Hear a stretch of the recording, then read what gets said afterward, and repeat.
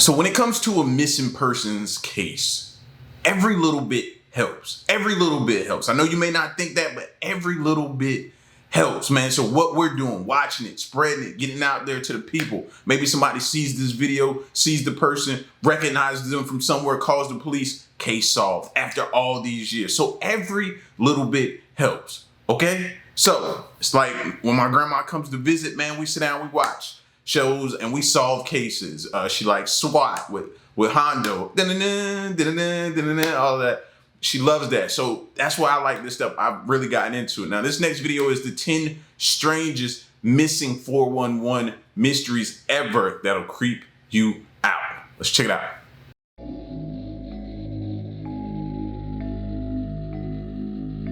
The missing 411 theory has been a good way for cases that might otherwise be overlooked to reach fresh eyes. Some of these cases may never be completely solved, with people always wondering about some aspects of the mystery. But it's hoped that some of these questions may one day be answered.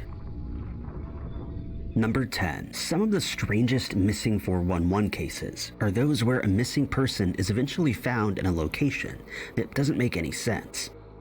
It was this element that made a lot of people who came across the case of Jacob Gray associate his disappearance with the mysterious phenomenon. Jacob was 22 years old at the time of his disappearance in April of 2017. He was originally from Santa Cruz, California, and was described by his family as a keen outdoorsman. He was especially interested in surfing, but loved to be in the water, either surfing in it or riding through it. There were many occasions when Jacob would take out his bike during rain, and his family believed he found it almost invigorating. At the time of his disappearance, Jacob was living in Port Townsend, Washington with his grandmother. He was preparing to make a cross-country trip to Vermont, where his brother was stationed with the Coast Guards. It was a journey he expected to take a couple of years. He was preparing to work odd jobs and seasonal work during the trip.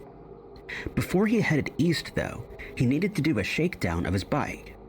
The bike was a red Specialized hard rock with 2 milk crates bolted to a rack behind the seat. He had a child's trailer which he towed behind. When filled with all the equipment and supplies for the trip, the entire setup would weigh more than Jacob did.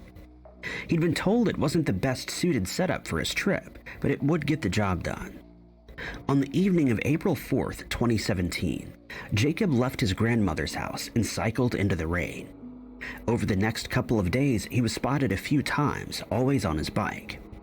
He was spotted a couple of times on April 5th, and at 1 o'clock in the morning on April 6th, still on his bike and towing the trailer behind him. Later in the morning on April 6th, a woman driving in the Olympic National Park passed him. The road is a winding and scenic drive through the forest. It connects Route 101 in the north to a series of trailheads upriver. During the afternoon, the same woman made a return trip and spotted Jacob's bike and trailer at the side of the road. It was roughly 6.3 miles upriver from the 101, some 4 miles further than Jacob had been when she last spotted him. Jacob himself was nowhere to be found. The scene was strange, and the woman took a few photos before continuing her journey. Over the next few days, park staff spotted Jacob's bike and belongings, unmoved at the side of the road. It looked like a lot of his things had been laid out on a tarp, and arrows had been stuck into the ground in a line going from east to west. A brief search of the area turned up no sign of Jacob, and eventually Jacob's family were contacted. At first, it was believed that Jacob may have gone to the river to collect water and slipped in. A stretch of water reaching 12 miles downstream was searched, including a number of log jams that would have prevented anything traveling in the water too far. Nothing was found in the water, though there were signs that somebody had scrambled out of the river a little downstream from where Jacob's belongings were found. Now this makes me, first thing that comes to my mind, possibly like a bear or something like that. You know, it's no sign of him. What would make him get off the bike or leave his stuff? Maybe possibly running from an animal, thinking you can outrun an animal or something like that. So possibly a bear is what comes to mind, or something else, maybe mountain lion, but you'd have found pieces of them. So I don't know. I'm thinking along the lines of that. Nothing that makes me think, you know what I mean? Or they would have to interview maybe his friends and family to find out, would anyone be following him on this cross-country trip? And if he had anything, anybody that would be out to get him or something like that, maybe he wouldn't have did this trip, because that leaves him so vulnerable. So that's what makes me think animal. The search for Jacob was largely organized by family, as there weren't enough clues for park staff to narrow down where to search for him. For over a year, his father spent most of his day searching more and more unlikely places for Jacob. There was hope that he might have been camping in the woods and had decided to live off the grid for some reason. That hope was dashed in August of 2018, when a team of biologists found Jacob's remains on a ridge above Hoe Lake, 15 miles from where he was last seen. It's extremely unusual for a missing adult to go up a mountain after they get lost, but it seemed like that was exactly what Jacob had done.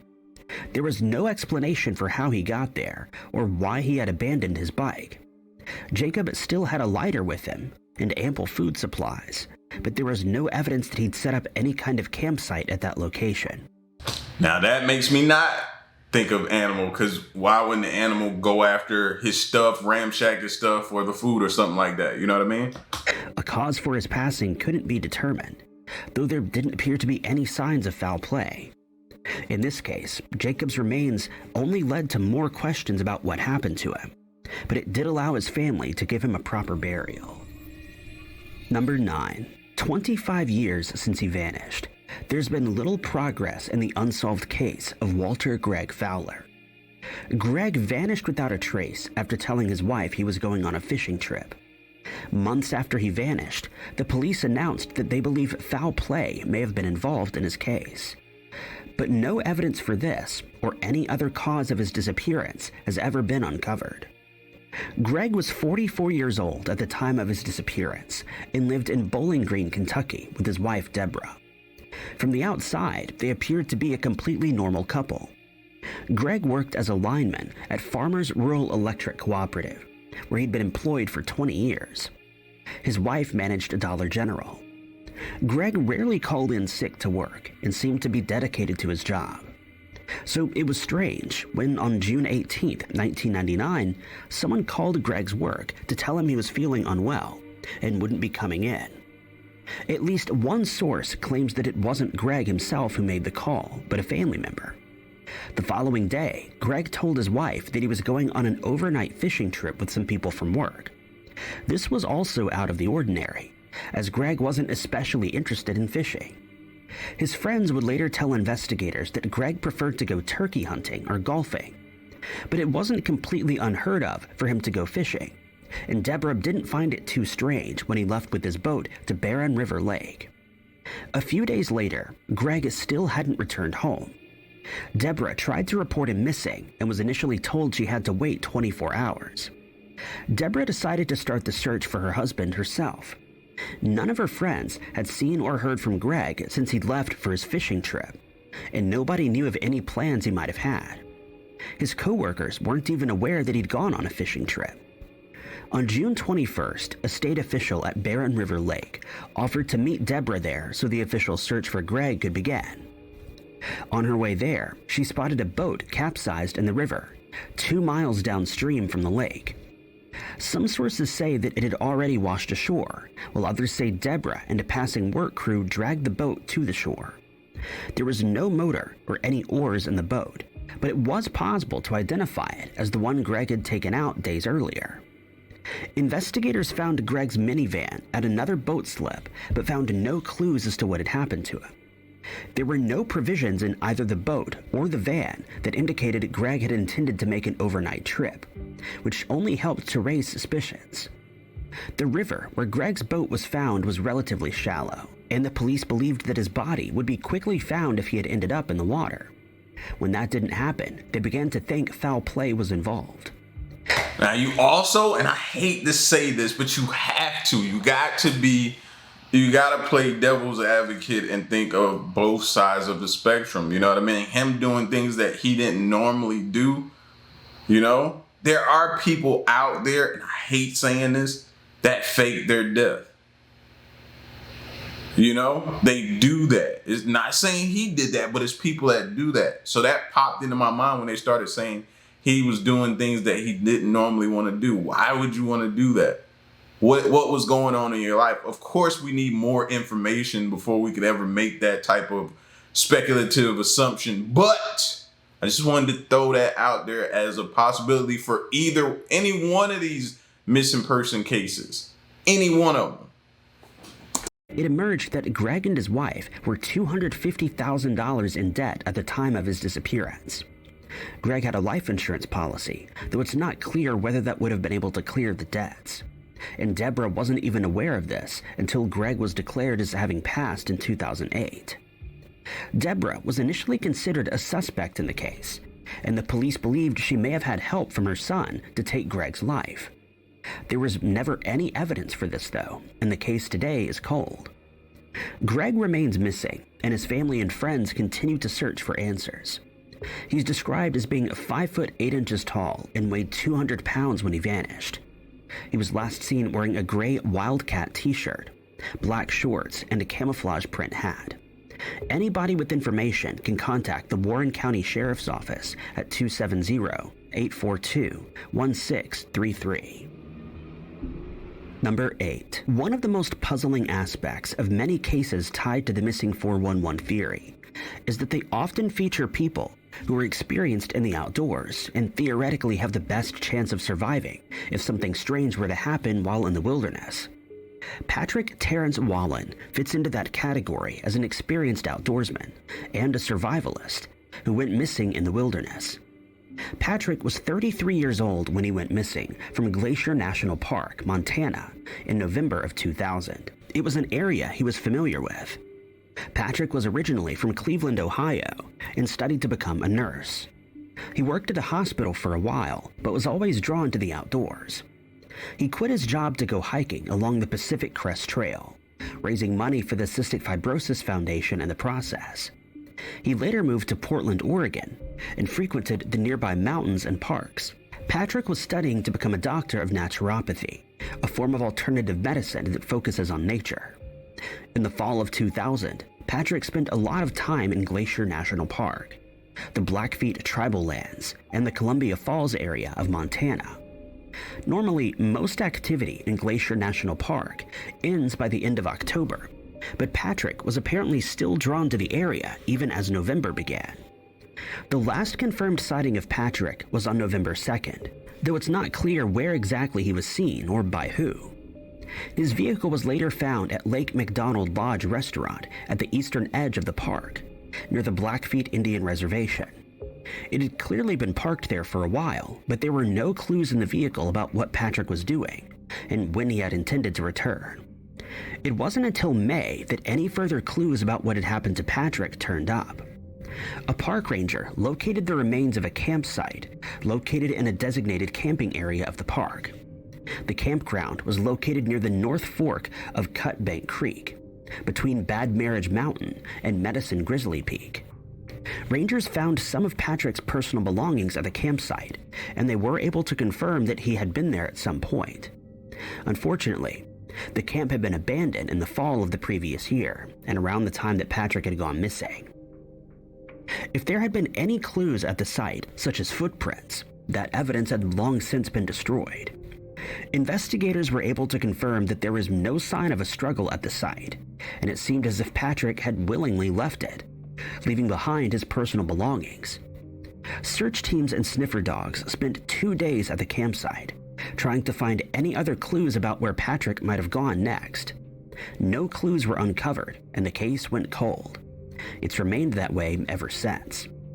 Unfortunately, there are few details related to this case that have been made public, making it difficult to figure out what might have happened to Patrick. Even the most skilled outdoor person can run into trouble due to the weather, or suffer from a fall of some kind. What's more strange is the fact that neither Patrick nor any of the belongings he had with him have been found in the years since he vanished, even though the park remains a popular destination, especially in the summer months. Anybody with information in this case is asked to contact the Glacier County Sheriff's Office at 406-873-2711. Number 7. One of the factors that can hold up the investigation into a missing person case is the fact that adults have the right to disappear. It can be difficult for investigators or even friends and family to know whether a missing person is in actual danger or if they want to disappear. The disappearance of Randy Rasco switched from being a missing person case to an intentional disappearance, and back to a missing person case over the span of 6 months.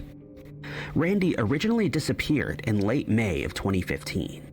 He lived alone in Bowling Green, Kentucky, where he worked at the city's Department of Public Works. In early May, his brother Scott and sister-in-law came to visit and spend some time fishing with Randy. There seemed to be nothing out of the ordinary about him, and there was no reason to believe this was the last time they would hear from him.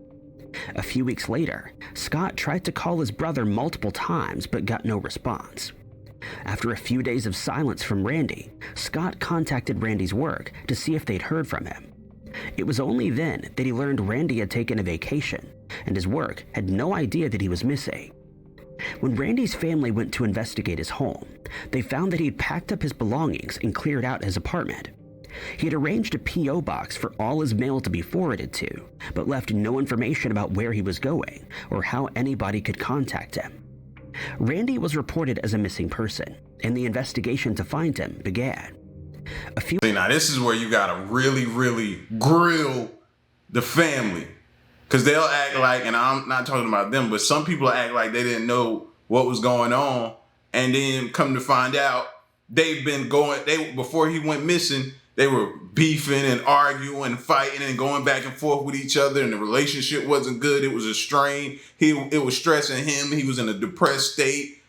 And then he just wanted to get away from him and want nothing to do with him and just made himself, like they said earlier, people can go missing by choice. They have the right to disappear. So you, in this situation like this, grill the family. See if you can get them to crack on what type of relationship they had with them, because they'll leave that stuff out. A few months later, the police caught up with Randy in Washington. He told them he'd simply wanted to get away for privacy reasons. Randy hadn't broken the law, and the police had no reason to suspect he was in any danger, so they left him be. The case was solved, and Randy's family respected his wishes and left him alone. Months later, staff at the Mammoth Cave National Park noticed a vehicle that had been parked outside the visitor center, untouched for 2 weeks. It was November 19th when the investigation into the car began, and they were soon able to pinpoint Randy Rasco as the owner. When staff contacted Randy's family, they realized that he hadn't been seen or heard from since his initial disappearance months earlier. Randy's family filed a missing person report again, and the focus of the investigation shifted to Mammoth Cave National Park. Search teams focused on an area within a quarter of a mile of the visitor center where Randy's vehicle was left parked, but found no trace of him. There was no sign of a struggle in the parking lot, and sniffer dogs were unable to find any scent that could lead investigators to the missing person. There was no evidence to say for certain that Randy was in the park, and he'd never booked any official tour. But many visitors explore the park without a guided tour. Randy and his brother would often go hiking, and it's possible that he didn't feel he needed the tour. It's also possible that Randy left the park by some means other than his own vehicle. 9 years on from Randy's original disappearance, no new information in the case has been uncovered, and he remains a missing person. Randy's family have asked anybody with information in this case to contact Park Watch on 888-219-1599 and leave a recorded message. Number 6. What other than the beef you have with your family would make you want to disappear and have no communication with your family? Maybe a woman? That's the only other thing I could possibly think about. A woman. Maybe the family didn't like the woman you were with, and you chose the woman over your family. Something like that. That's the only other thing I could possibly even think that it could be. 6. In the wilderness, it can take only a matter of moments for someone to disappear without a trace. Ronald Ohm had been hiking with friends at Russell Lake in the Willamette National Forest in Oregon when he was separated from the group and became lost in the wilderness. Despite extensive searches, first by his friends and then by official search and rescue teams, no trace of Ronald was ever found. Like so many people whose cases become tied to the missing 411 phenomenon, Ronald was someone who'd been hiking and camping many times. He was also familiar with the Russell Lake area and had come prepared for the trip. Ronald and his friends had been planning to camp by the water's edge, and Ronald still had all his belongings with him when he vanished. He was wearing a brightly colored backpack and was carrying a tent and sleeping bag, as well as food and medication for 4 days. He was 52 years old, and even though he had a medical condition that required daily medication, it was nothing that meant he would be especially at risk while out camping. On August 9th, 2012, Ronald and his 2 friends were hiking on a ridge above the lake when they became separated. Ronald said he wanted to hang back and take some photographs of the lake. His friends carried on down the lake where they set up their camp. They didn't expect Ronald to be too long, but when night came and there was no sign of their friend, they knew that something was wrong. The search for Ronald began the following day, but they could find no trace of him. Ronald was reported as a missing person that evening. Search teams from the surrounding counties descended on Russell Lake to search for Ronald. Horses, SUVs, and ATVs were utilized in the initial search, with helicopters later joining the search effort to try and explore the more hard-to-reach areas. Flyers were posted at trailheads, and a number of hikers claimed to have seen him on the day he went missing. Unfortunately, this didn't help investigators to narrow down the search area much. The search was hampered by smoke coming from a forest fire. It wasn't close enough that it was likely to cause any danger to Ronald, but it did mean that it was harder for aircraft to be utilized. The fact that the search was mostly focused in an area between 5,000 and 7,500 feet above sea level and filled with valleys and crevices also made for a difficult search. Eventually, the search had to be called off. Another search on the anniversary of Ronald's disappearance also turned up no clues. His belongings should have at least been easily visible, but neither he nor his backpack or camera were ever located. Ronald is described as being 5 foot 11 inches tall, weighed 140 pounds, and was last seen wearing a blue shirt, jeans, and hiking boots with a beige hat and red and blue backpack. Anyone with information in this case should contact the Marion County Sheriff's Office on 503-588-5094. Can we normalize telling somebody we're hiking with no when they ask, hey, why don't y'all just go ahead, I'm gonna hang back and catch some pictures or something like that? Be like, no, we're not splitting up. No, can we normalize that? No, repeat it and say it with me. No, we're not doing that. No, bro. We came together, we're gonna stick together. When you're done taking your pictures, we can go. Yeah, we're irritated because we wanna get where we're going, but our irritation is not worth us losing somebody or something happening to somebody, so we'll deal with it. Cool. Can you just speed it up? Normalize saying no, man. We've heard this story far too many times. Number 5. In 2001, rangers found the remains of Randy Morgenson, almost exactly 5 years after he had disappeared, while on patrol in Sequoia Kings National Park. For some, this was the end of a mystery that was very personal to the search and rescue team that had looked for him. For others, there were still unanswered questions. Randy was a backcountry ranger who'd been coming to Sequoia Kings for decades. Every summer, he became part of the temporary staff that monitored the California National Park. It was a job Randy adored. He was an environmentalist and was passionate about preserving parts of the park, especially the meadows. He also had a good understanding of how the terrain and elevation impacted missing person investigations, and was one of the best at locking down a location to search when someone went missing. But at the start of the 1996 season, Randy's coworkers noticed that he wasn't in his usual good spirits. He was dealing with some problems at home, as his wife was in the process of divorcing him. He was also beginning to question whether his work as a backcountry ranger was worth it, and had a growing dislike for the tourists who didn't respect the park. Randy was last seen on July 21st, 1996, when he left his tent at Bench Lake to go on patrol. He pinned a note to the flap of his tent, telling people he was on patrol, but mistakenly wrote June 21st rather than July.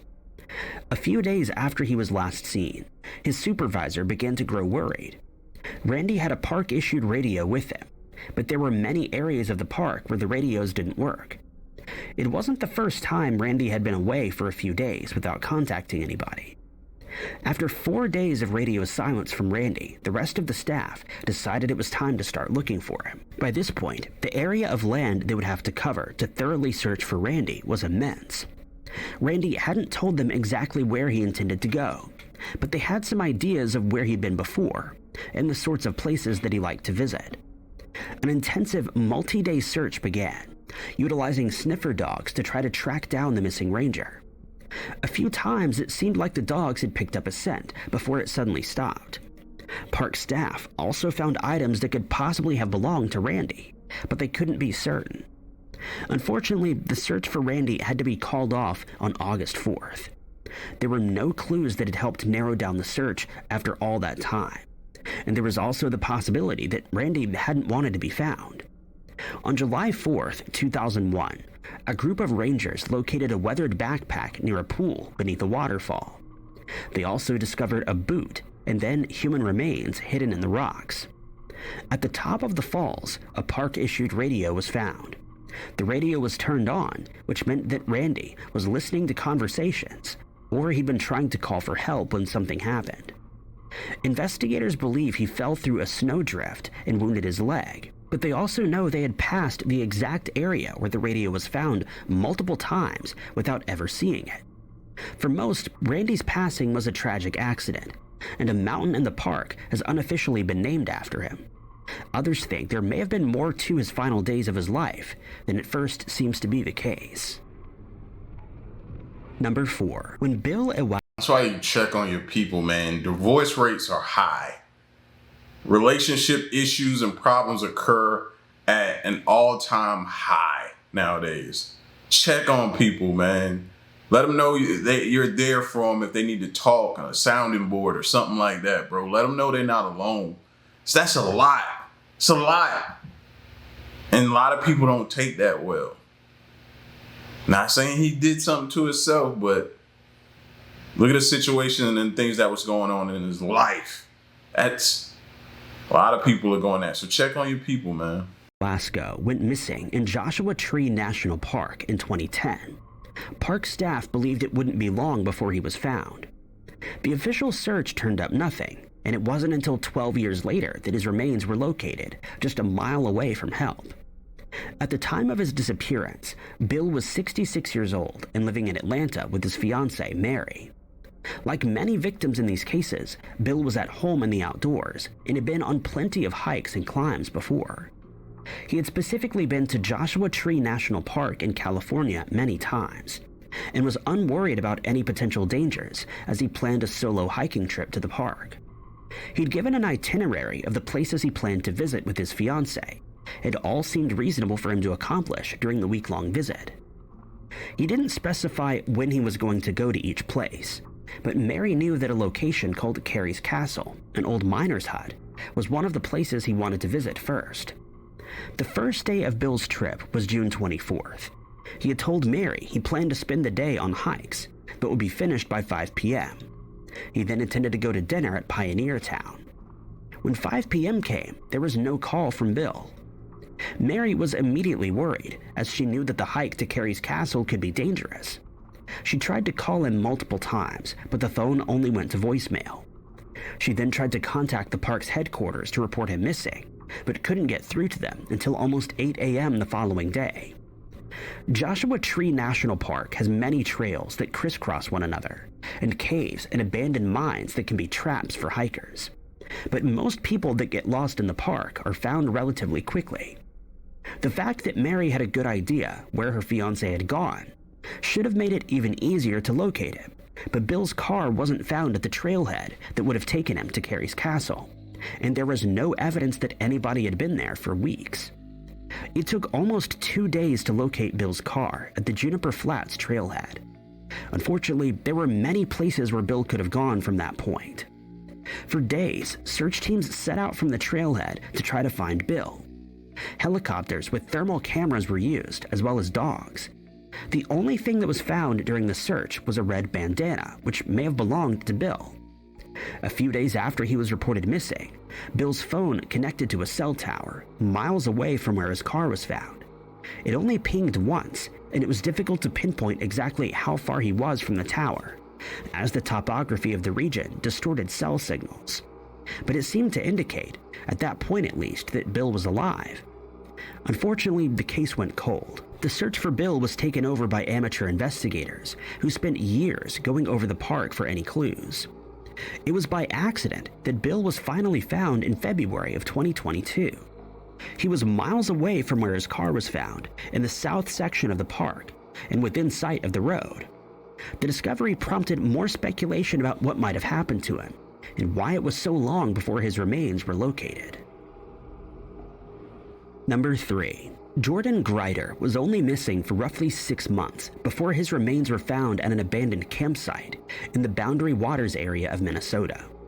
But the discovery of his remains only left people with more questions than answers, and led to some speculation of a supernatural explanation. Jordan had spent much of the past decade of his life living in the outdoors in New York and Kentucky. He would tell people that he wasn't homeless, but had instead made his home outdoors, living in the woods while managing to hold down jobs in the communities nearby. According to his family, he was super daring if he'd mastered the thing that he was daring to do. What other people might think of as extreme, Jordan could manage because he had spent so long practicing.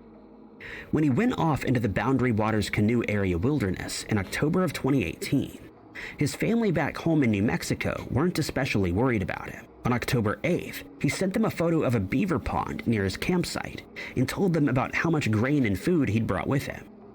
The following day, he went out to purchase supplies at the nearest store, which was the last time anybody saw or heard from him. A few weeks later, authorities received a call about a white pickup truck parked across a private gate.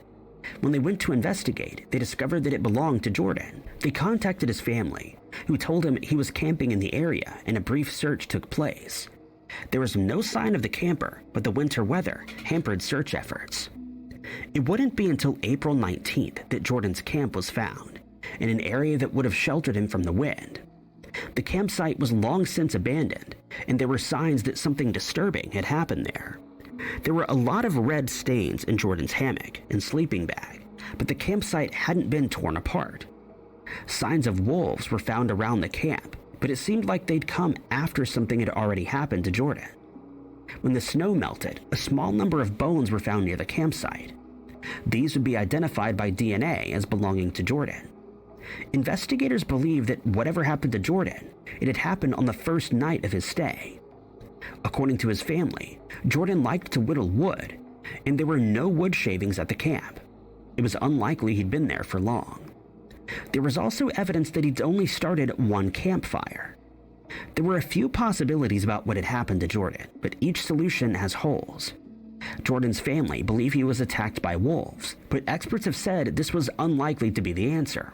Wolf attacks are extremely rare. On top, this is why I don't seem so crazy when you hear me say, I don't too much care to go camping. That's just not something I ever want to do. I don't care for it because it's just so many unknown variables out there that you have to deal with at once. It could have been a person out there that did something to him. It could have been an animal that did something to him, you know? Different kind of animals, the weather, different things that could happen. It's just so, the odds are stacked against you. It's like, no, thank you, bro. Like, no, man. You're in their habitat. On top of this, there likely would have been more signs of a struggle, even if Jordan had been attacked in his sleep, with rips in the hammock or surrounding tarp. But another possibility is that Jordan accidentally wounded himself while whittling or shaving. He kept his blades extremely sharp, and it's possible that one small nick could have caught something vital. But his blades were found still sheathed and had no signs of being used. The lack of obvious answers has led some internet sleuths to suggest that some paranormal creature of the woods was responsible for Jordan's passing. Wendigos or Bigfoot have both been suggested, as these creatures wouldn't necessarily leave behind the same traces of an attack as wolves. What exactly happened to Jordan will likely never be known, but his case serves as a reminder of the dangers to even the most experienced people of going camping alone. Number 2. Ice House Reservoir in El Dorado Forest, California is a popular hiking destination for families and those looking to enjoy themselves on the water. It should have been a relatively simple hike for Saeed Emadi and his friends, but when Saeed became separated from the group, he managed to get lost and disappeared without a trace somewhere above the lake. There was nothing about the location that made Saeed's family and friends believe he wouldn't come back to them when he left on the hiking trip on July 8, 2020. He was 66 years old and diabetic, but he was still physically fit and had good knowledge of the outdoors. He had never been to the Ice House Reservoir before, but nobody thought that would be a significant problem. The hike went well until Saeed and his friends crossed the Silver Creek near Strawberry Point on the far eastern point of the reservoir. Saeed became separated from his friends and found that he couldn't make his way back to them. He decided to carry on around the lake with the hopes of meeting back up with his friends sometime later, but somewhere along the way, Saeed became lost. Many hikers have commented online about how the Ice House Reservoir doesn't have a simple trail to follow, and it can be hard to navigate around the lake when the water level is high. It's possible that Saeed moved away from the lake while trying to find a way forward or attempting to double back to get back to his friends. At 3:30 p.m., he called his friends to tell them he was lost.